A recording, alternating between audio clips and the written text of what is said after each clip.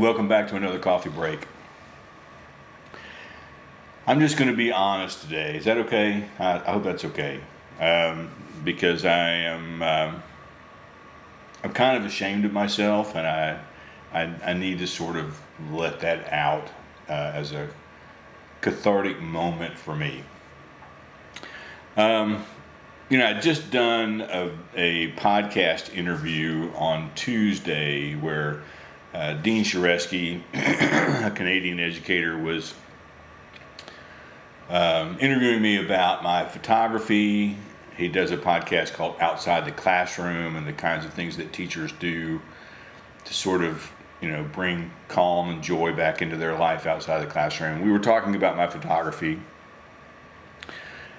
And one of the things that I mentioned was that being out in nature and, chasing waterfalls and doing landscape photography and being out by myself had really made me a calmer,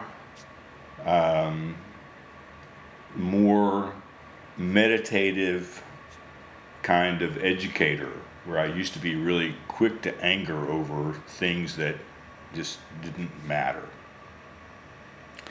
And it's almost as if after that interview, God said, here, hold my Chromebook.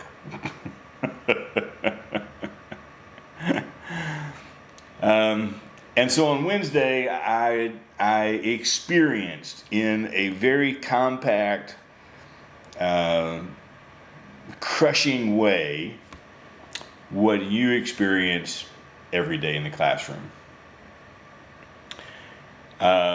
For lack of a better term, we'll call the teachers that were assigned to do various things my students, so that I'm using a term that you're familiar with out of your own practice. So I sent an email to my students asking them to fill out a Google form, and most of them did, telling me what classroom they're in, how many Chromebooks they needed, when their planning period was, so we could be proactive and deliver the materials ahead of time. And most everybody did. And so it was that not everybody that wound up putting a real chink in the plans on Wednesday. And so, I had sent out instructions.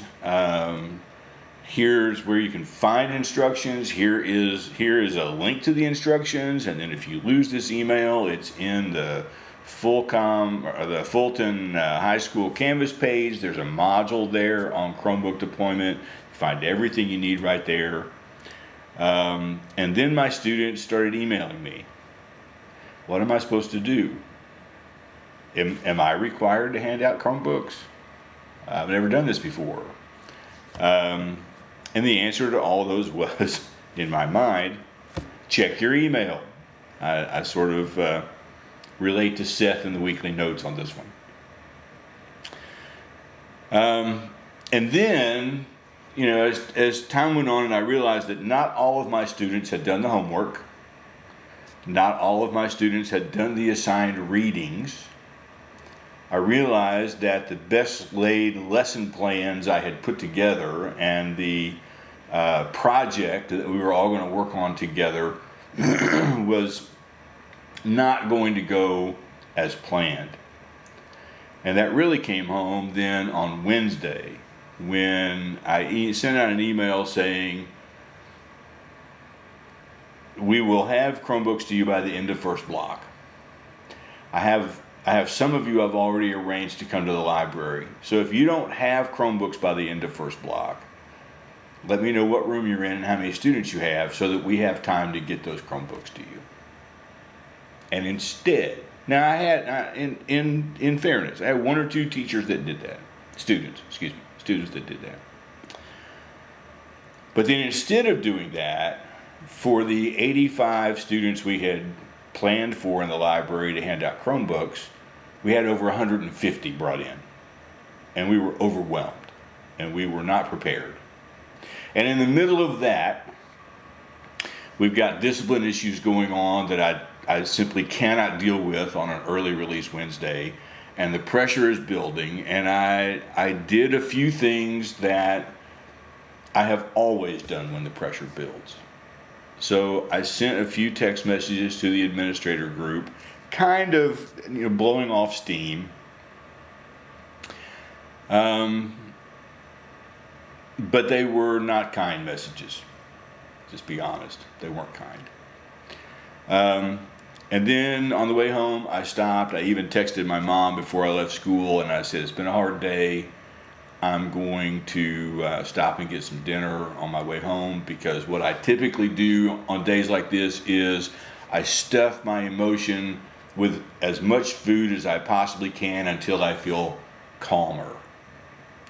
It's why I'm still overweight. Because every once in a while, as I'm making progress, I stuff my emotions again. So I did that. That helped a little bit. I composed a few non-helpful emails in my head on the way home that will never see the light of day and will never be written. But it seemed to be helpful. And then I started listening to Bebo Norman, one of my favorite Christian artists. I'm listening to him a lot lately. And that music sort of calmed me a little bit, shamed me quite a bit, as I began to realize that I was really upset over nothing. Because at the bottom line, at the end of the day, the vast majority of my students did exactly what I asked them to do. It was just this handful over here who were having trouble following directions. And you deal with this every day. Your lesson plans go out the window a lot. You've got students who are absent, students who are excessively tardy, students who don't read the assigned reading before class, students who don't answer the questions that you'd sent home with them so that you would be prepared with some data before you started today's lesson. It happens to you all the time. I hope that in your practice, whether you're brand new to the classroom or whether you have been at this longer than me, this is my 22nd or 23rd year, I lose track. I hope that you handle it better than I did, because I'm still a work in progress. And that sucks. It just sucks that at 64 years old and 22 or 23 years into this occupation, I still let this crap overtake me. Now, I'm not looking for sympathy from y'all, and I hope that you are not responding to this with, well, I did my part, I don't know what he's mad at me about. I'm not mad at anybody. And yes, the vast majority of teachers across the school did their part. And that's where I went wrong, because I didn't concentrate on that. And so in this video, I just wanted to let you know I recognize that. I recognize your effort.